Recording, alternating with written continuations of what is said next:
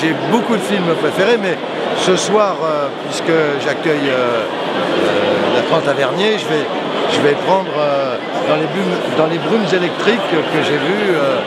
Il y a un film formidable qui se passe à côté de la Nouvelle-Orléans, dans une atmosphère électrique, celle des bayous. Et c'est vraiment un très beau film policier en même temps, historique, avec des rappels sur la guerre de sécession. Très beau film. Ma culture cinématographique, elle s'est faite très jeune parce que, à mon époque, je ne sais pas aujourd'hui, les étudiants, ils allaient au cinéma tout le temps.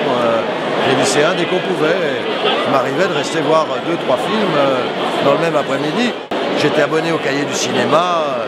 Et on se piquait tous de grands débats sur savoir si tel ou tel film était formidable. Enfin, c'est des beaux souvenirs. Oui, je pense même que c'est un art qui crée du lien social, qui crée de la mixité, du brassage. Il suffit de voir dans une salle de cinéma, parce qu'il n'y a que là que vous pouvez voir une œuvre. Là, vous pouvez avoir des gens très fortunés et puis des gens très modestes. Et tout ça se mélange et tout ça est emmené par le film. Donc c'est indispensable, le cinéma et la salle de cinéma aussi.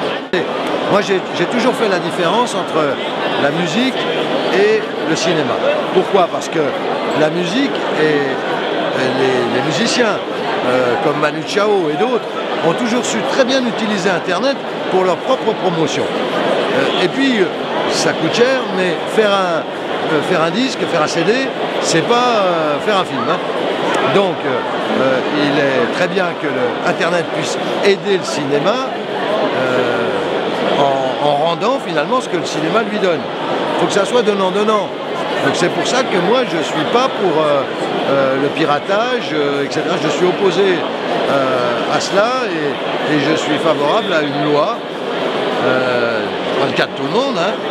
Oui, je suis favorable à une loi qui permette bien sûr aux jeunes d'accéder au film, mais il faut qu'ils sachent qu'une œuvre a un coût. Et donc aujourd'hui il y a les moyens de taxer sans empêcher la diffusion d'une œuvre.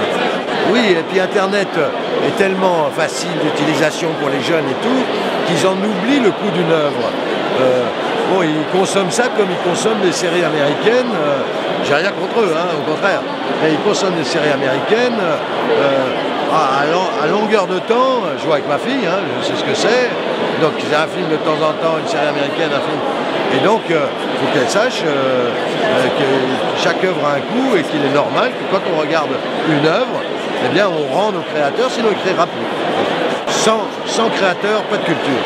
Sans créateur, pas de culture, ou sans créateur, plus de culture à terme. Donc, vive la création.